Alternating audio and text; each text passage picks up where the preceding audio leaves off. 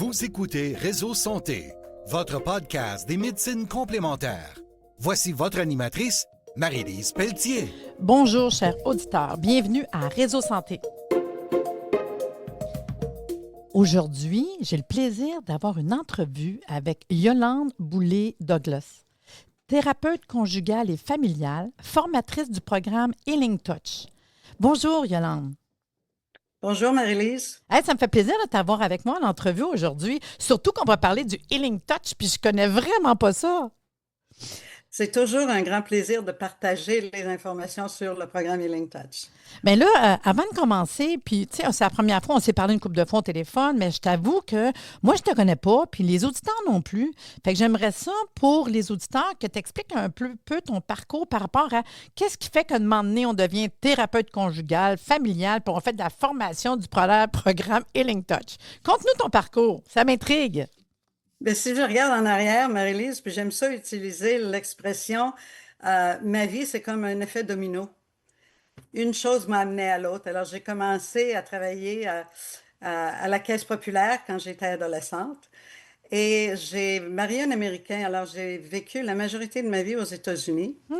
Puis, je suis devenue agent d'assurance parce que lui, il avait un cabinet d'assurance et je travaillais avec lui comme agent en d'assurance maison et automobile.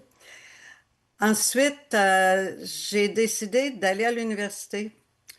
J'avais complété mes études là, primaires et secondaires, mais je n'avais jamais été à l'université. Alors, suite à l'université, bien, je voulais enseigner.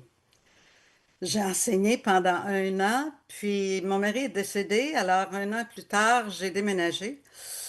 Puis, j'ai déménagé dans le nord de New York. Puis à ce moment-là, je faisais de la suppléance parce que quand les gens me demandaient ce que je voulais faire, je disais, là, je fais de la suppléance en attendant de découvrir qu'est-ce que je vais faire quand je vais grandir. Puis j'ai rencontré à l'intérieur d'un programme, j'étais bénévole avec Hospice. Puis je suis allée dans une soirée, puis j'ai rencontré une femme là, qui venait de compléter euh, un programme de maîtrise, puis elle dit, toi, tu serais vraiment intéressé à ça. Alors, si tu vas, il y avait une porte ouverte, elle dit, vas-y, puis elle dit, tu décideras. Je suis allée, puis c'est là que j'ai tombé en amour avec la thérapie conjugale et familiale. Parce qu'il faisait des petites scènes là, avec la thérapie conjugale et familiale, avec la psychologie, avec les travailleurs sociaux. Mais c'est la thérapie conjugale et familiale qui m'a vraiment parlé. Alors, j'ai entrepris la maîtrise pendant 2 ans. À la fin de ce processus-là, j'ai suivi une formation en hypnose clinique pendant 2 ans. Et à la fin de cette formation, on a eu une soirée lors de nos rencontres avec Hospice, une religieuse qui est venue faire une présentation avec Healing Touch. Puis ça m'a parlé encore plus que la thérapie conjugale et familiale. Alors, je me suis tout de suite inscrite à sa première formation. J'ai fait le niveau 2 3 semaines plus tard. J'ai commencé tout de suite à venir comme aidante dans ses formations. J'ai dû y aller probablement une vingtaine de fois, là. Et quand j'ai suivi la première formation, je la regardais enseigner, puis j'ai dit, moi, je vais enseigner ça. Ah oui, c'est intéressant. Puis, mais pour vrai, moi, je connais pas ça, le Healing Touch, là. Et les auditeurs, je pense pas non plus, là. Fait que j'aimerais ça que tu nous l'expliques un peu, c'est quoi, comment que ça fonctionne. Je sais pas, je connais vraiment rien.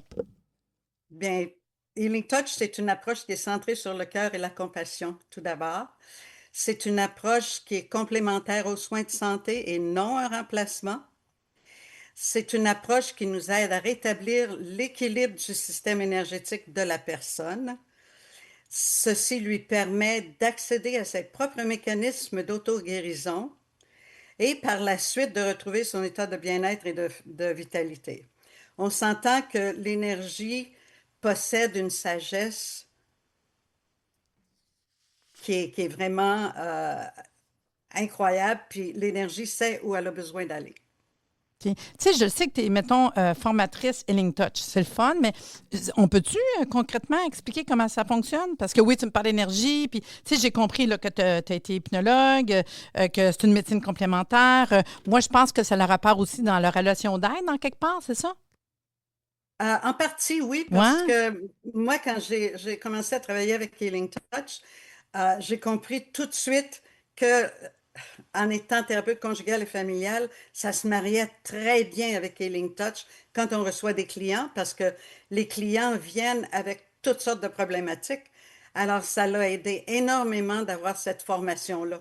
C'est comme si chacune des formations que j'ai faites me préparait pour la suivante. OK. Puis ça fonctionne comment? Mettons, comme moi, je suis thérapeute, puis je me dis, ah, j'aimerais ça aller chercher peut-être un outil de plus, exemple. Pourquoi j'irais chercher le Learning Touch? À quoi ça me servirait? Comment ça fonctionne la formation? Est-ce que ça implique beaucoup de semaines? Est-ce que c'est donné en ligne? Je veux en savoir plus, ça m'intrigue. Quelqu'un qui veut vraiment suivre la formation, tous les niveaux d'enseignement, il y a 5 niveaux d'enseignement, ça peut prendre de 2 à 5 ans. Ah, quand même! Puis le programme est structuré d'une façon que on porte beaucoup, beaucoup d'importance sur comment prendre soin de nous en tant que thérapeute avant de pouvoir travailler avec les autres. Oui, c'est souvent ça le Alors, problème, hein? c'est primordial, c'est primordial. Alors, il faut vraiment prendre soin de nos propres besoins pour pouvoir aider les autres. Janet Menken, c'était une infirmière américaine qui, elle, a développé le programme Healing Touch. C'est une femme qui était très douée et sa vision, c'était de voir Healing Touch dans tous les foyers du monde. Simplement parce que tous les pays ne sont pas gâtés comme on l'est ici au Québec, hein. Mhm. On a accès au système de santé et tout est pratiquement payé là. Mais ce n'est pas le cas dans tout le monde, à travers le monde. Moi, j'ai rencontré une de mes collègues qui est au Népal. Puis elle dit qu'elle a un étudiant qui est venu dans sa formation, qui a marché 3 jours parce que c'était le seul moyen qu'ils ont pour soulager la douleur de leurs proches. Hmm. Alors, les gens peuvent venir pour des multitudes de raisons. Et je dis toujours, moi, qu'il n'y a pas une approche qui a la réponse à tout. OK. Hein? On arrive toujours à un moment donné où il y a un certain blocage dans le processus. Alors, c'est à ce moment-là, souvent, que les gens vont venir nous voir. Si on débloque les, les blocages, c'est à peu près la seule façon de le dire dans le système énergétique, l'énergie circule mieux et le corps est intelligent, l'énergie fait son travail et il y a des résultats. OK. Admettons que moi, je vais te voir en consultation. Je m'entends à quoi? Est-ce que tu me touches? Est-ce que tu me parles? Est-ce que, tu sais, ça marche comment une consultation, un Healing Touch? Bien, la première chose qu'on fait, on va faire une collecte de données pour comprendre qu'est-ce qui amène cette personne-là à venir nous voir, c'est quoi son besoin. Puis on veut comprendre aussi son historique et les soins qu'elle a reçus dans le passé. Puis comme je disais tout à l'heure, on travaille en complément avec la médecine et les autres approches. Alors, on ne remplace rien. Non, non, non, je sais bien. Mais c'est parce que On j'essaie de travaille en voir. collaboration. OK. Fait que là, dans le fond, ce que ça va être, c'est que la consultation, tu fais la prise de données, l'anamnèse du cas au complet. Puis Oui. par la suite, c'est parce que j'essaie de comprendre si tu touches ça à quelqu'un ou c'est juste de parler avec la personne. J'essaie de Non. comprendre. La première partie, la première rencontre, normalement, on va parler, puis on va prendre les informations de la personne. Et ensuite, on va leur offrir un soin. OK. Personnellement, moi, en tant que thérapeute, je n'ai pas le droit de toucher aux clients. Alors, je travaille toujours au-dessus du Ben, c'est corps de ça, la j'essaie de personne. comprendre. Puis, tu sais, j'essaie de voir, c'est un peu, puis je dis pas que c'est pareil, pas en tout. Là. Moi, dans ma tête, j'essaie de comprendre un peu comme la polarité, tu sais, qu'on touche pas. Polarité, le Reiki, Ouais. c'est des approches énergétiques. OK, bon, Alors, ben c'est ça, j'essaie de comprendre, parce que moi, je connais vraiment pas ça, là. Fait que dans le c'est le fond, même on s'en principe. va dans le même principe, dans le sens que c'est le positionnement des mains à certains Oui, endroits, puis par rapport au problème de la personne, en fait. c'est ça. Puis les techniques sont structurées d'une certaine façon pour certaines problématiques. OK. Alors, c'est comme par exemple, si une personne vient et qu'elle a des maux de tête d'une façon régulière, bien, on a une belle technique qu'on appelle le dégagement de la pensée. C'est extraordinaire comme technique, là. Ça prend 10 minutes, 15 minutes. J'ai fait on faisait souvent comment on appelle ça, des salons de santé, là. Ah oui, oui, oui, oui, oui. Et on offrait cette technique-là souvent à quelqu'un. Puis il y a un médecin de l'Afrique qui est venu à un moment donné, puis je lui ai fait la technique, le dégagement de la pensée. Puis plus je travaillais avec lui, plus il calait dans la chaise. Puis quand il a eu fini, il dit, qu'est-ce que vous m'avez fait? Ah, ben c'est intéressant. Puis, dans le fond, là, tu me disais que c'est quand même un enseignement qui peut durer longtemps. C'est par bloc. Ça veut dire qu'au début, la personne qui est intéressée pour l'enseignement, ben il commence par je sais pas, la formation numéro 1, numéro 2, numéro 3. Est-ce que c'est des longues périodes? Est-ce que c'est par Zoom? Est-ce que c'est directement dans un centre? Ça fonctionne comment? Les...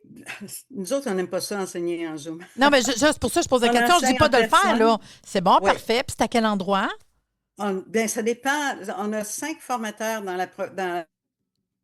euh, 5 formatrices plus moi là, dans la province de Québec qui sont dans différentes régions. On a des personnes à Sherbrooke, Laval, Mont-Tremblant, la Beauce, Lévis, Québec. Et la formation comprend 5 niveaux de formation. Puis normalement, comme je disais, ça prend de 2 à 5 ans pour compléter la formation. Les 3 premières formations, le niveau 1, 2 et 3, c'est sur une période de 2 jours. Les personnes reçoivent 16 heures de formation continue pour ces 3 séances-là. Et le niveau 4 et 5, ce sont des périodes de 4 jours. Et les gens reçoivent 30 heures de formation continue. Le programme est accrédité par the American Nurses Credentialing Center. C'est le seul programme en médecine énergétique qui a reçu cette accréditation-là depuis 2011. Et le programme aussi est parrainé par les associations canadiennes et américaines des infirmières holistiques. La formatrice Janet a reçu en 1988 l'honneur d'être nommée infirmière de l'année par l'Association des infirmières holistiques aux États-Unis. Puis pour nous autres, ici, si on parle du Québec, j'imagine que la plupart des associations reconnaissent votre formation, qu'ils vont Oui, pouvoir remettre ça pour leur association, pour formation continue. oui, nous sommes associés avec RITMA. OK. Et normalement, lorsqu'un organisme est accrédité, les associations et les autres professionnels n'ont pas le choix d'accepter ces heures de formation-là. Par exemple, les psychologues, les travailleurs sociaux, les infirmières, les médecins peuvent utiliser les heures de formation Bien, vu que tu es pour... accrédité, oui, il n'y a pas de souci. Exactement, exactement. OK. Puis admettons que quelqu'un est intéressé. Bon, mettons, moi, je suis intéressée. Y a-tu un minimum requis? Y a-tu des prérequis? Non, non, parce que Janet a créé ce programme-là pour que ce soit accessible dans tous les foyers du monde. OK. Fait que dans le fond, il C'est n'y a pas de très simple. prérequis. Exactement. La seule chose, c'est que les gens croient à quelque chose de plus grand qu'eux autres OK.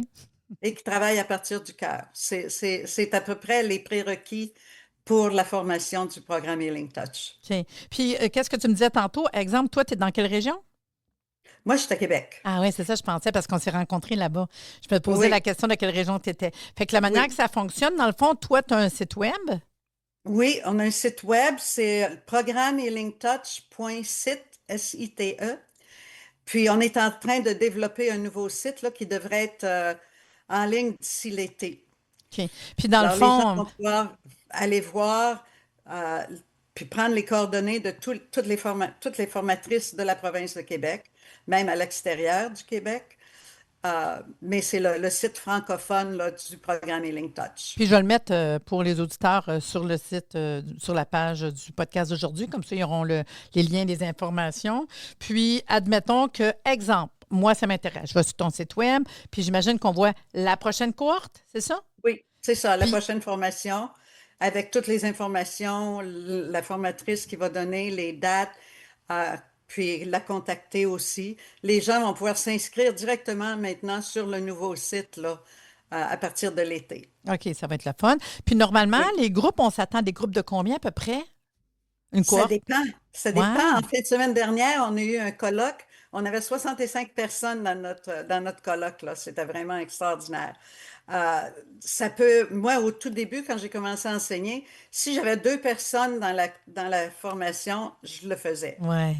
Parce qu'au niveau énergétique, quand on crée un momentum, j'ai eu jusqu'à 24 personnes dans une formation. C'est Mais intéressant. normalement, le groupe idéal, là, c'est autour de 8 personnes, 8 à 10 personnes, là. Il y a tellement une belle synergie qui se développe dans le groupe. Puis ça, c'est vraiment merveilleux, là. C'est magique. Hmm. Fait que là, j'ai compris il y a le premier niveau qui est un 2 3 qui est de l'ensemble. Fait que la personne qui commence, qui prend le cours chez vous, après le un 2 3 est-ce qu'il commence à pratiquer ou faut attendre de tout finir au complet? Non, tout de suite, à partir du niveau 1, Ouais, les c'est gens, ça. les gens peuvent tout de suite commencer à pratiquer dans leur famille, leurs proches, leurs collègues de travail, mais avant la fin du niveau 4, ils n'ont pas le droit d'ouvrir un cabinet C'est ça. Par contre, c'est ça. parce qu'ils sont des étudiants. C'est ça. Puis parce que ça donne un plus-value, puis on s'entend qu'il faut pratiquer, là. Fait que la personne qui prend le niveau un 2 3 tu commences à pratiquer sur toi, tes parents, le monde alentour, tes amis, pour finir, parce que je sais que tu es enseignante et mentorat, parce qu'au fur et à mesure, j'ai peut-être des questions, je suis pas sûre comment faire, puis tout. Puis tranquillement, après, on va aller chercher, j'imagine, c'est quoi? C'est un certificat, un diplôme? Le programme offre 16 heures de formation continue pour le niveau 1, 2 et 3 et 30 heures pour le niveau 4 et 5. Et ensuite, il y a le niveau certification, hein. OK. Une personne devient praticien certifié et on doit renouveler la certification tous les 5 ans. Ben, comme une Et formation continue, mettons. exactement, puis on doit accumuler 75 heures de formation continue pendant les 5 ans. Puis c'est le même principe avec l'accréditation, hein. L'accréditation est renouvelée à tous les 5 ans et on doit travailler fort pour la garder. OK. Fait que dans le fond, c'est peut-être ça que tu me contais tantôt, vous étiez dans un colloque. Fait qu'après, occasionnellement, il y a des colloques, il y a des formations continues. Oui, puis on Ah. a des soirées de pratique 2 fois par mois euh, en ligne, mais il y a les instructeurs aussi, les formatrices vont offrir des soirées de pratique là, dans leur milieu. Bien, au moins, parce que des fois, si tu n'as pas de pratique, c'est dur de garder le fil aussi, tu sais. Oui, Puis des fois, au début, il y en a absolument. qui peuvent avoir un petit peu de manque de confiance ou, tu sais, c'est correct, pas correct. Il y en a qui ont besoin de ce soutien-là.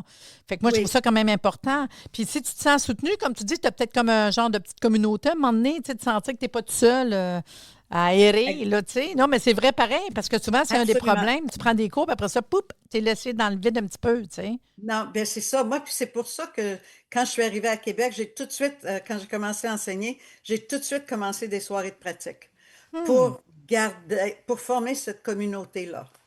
Je trouve Puis ça super je pense intéressant.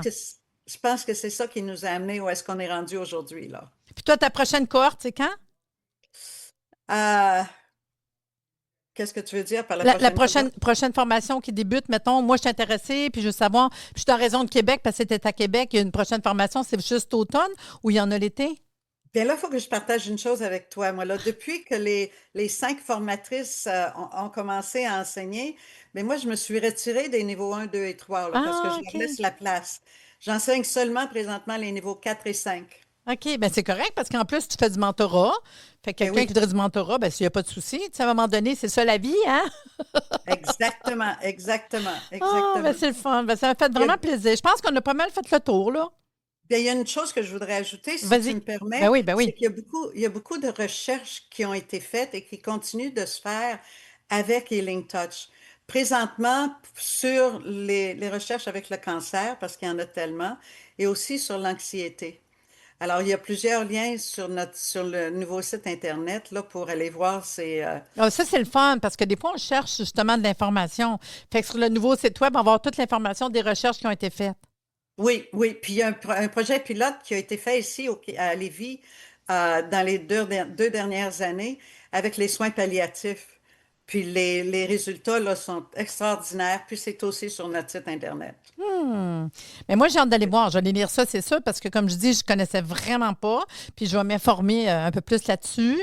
Puis sur ça, ben, je te remercie de venir donner de l'information à ce sujet-là que je n'avais jamais eu puis je ne connaissais pas. Ben, merci beaucoup, Yolande. Et ça a été vraiment un grand plaisir, Marie-Lise, de partager ces informations-là avec toi. Puis je vais aller voir le site web puis les recherches. Fait que sur ça, ben, je te dis à bientôt. C'était vraiment le fun. Ouais, je vais aller voir le site web. Healing Touch. Merci de nous avoir écoutés. Soyez des nôtres tous les mardis à compter de 9h30 pour des entrevues avec un invité différent qui saura vous plaire.